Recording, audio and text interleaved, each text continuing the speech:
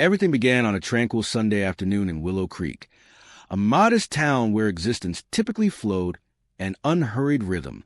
The grocery store bustled with activity, yet remained orderly. The gentle murmur of voices, the soft screech of shopping cart wheels across gleaming tiles, the intermittent chime from register stations. Within the crowd of customers, no one appeared to observe a young child in the vivid pink dress grasping the hand of a man considerably larger than herself. To any passing glance, she could have appeared as a daughter accompanying her father on errands, yet to those who examined more carefully, to those who registered her expression, something felt deeply wrong. Her stare wasn't inquisitive or lighthearted like typical children. It remained frozen, cautious, and silently frantic, as though she was wordlessly crying out for someone to recognize her plight without uttering a single sound. The instant that would transform everything occurred within the breakfast cereal row. Officer Daniel Hayes, an experienced policeman with 15 years of service, had been off his shift, yet had stopped at the market to purchase food for his own children. He wandered down the corridor, examining the products of the breakfast cereal his daughter adored when motion captured his attention. A tiny hand rising in a manner that didn't correspond with the cheerful wave of a youngster. Her palm remained open, fingers partially curled, and she positioned it before her torso for merely an instant. The gesture was swift, discreet, and if Daniel hadn't recently participated in a workshop about child rescue communications, he might have overlooked it completely. Yet he recognized this motion. It was a wordless hand gesture meaning, "Help me." His pulse pounded in his chest.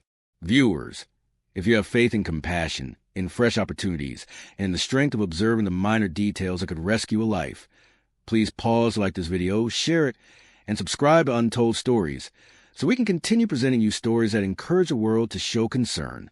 You never realize one instance of vigilance can transform someone's complete destiny.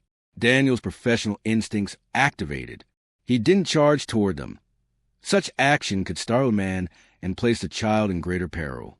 Rather, he reduced his speed, feigning interest in the merchandise while maintaining the duo within his side vision.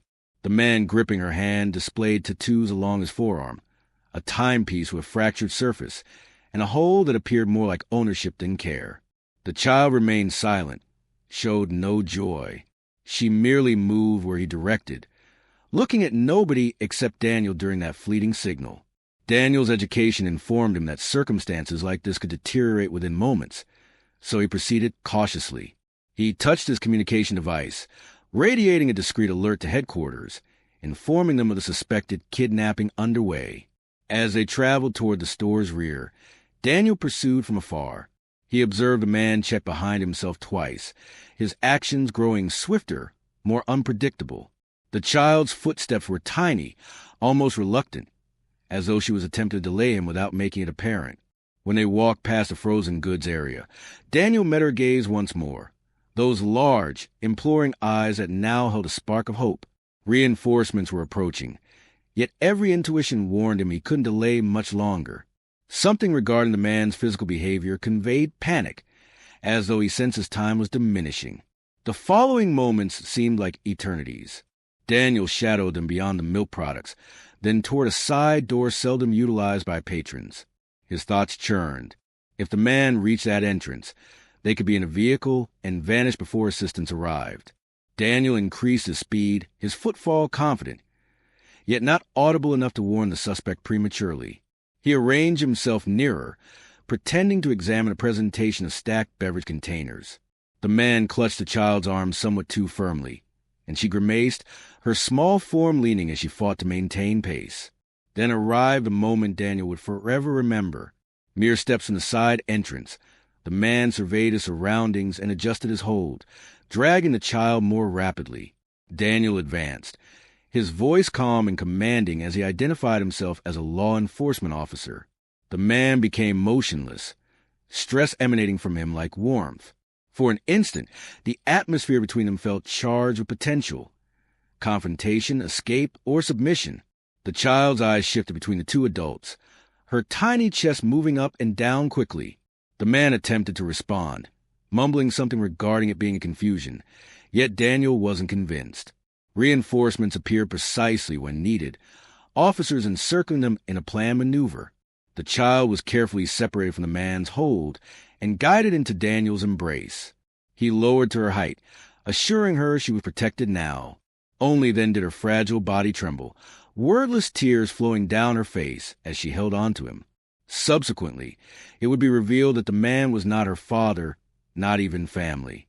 She had been abducted from a playground 2 communities away, and for several days, nobody had been able to locate her.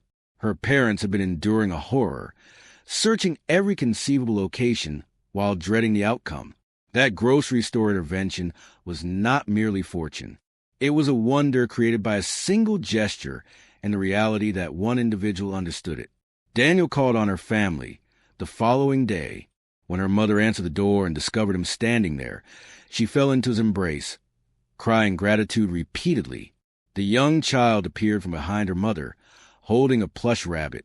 She spoke little, yet she grinned for the first time, a modest, authentic smile that informed Daniel she was starting to trust in security once more.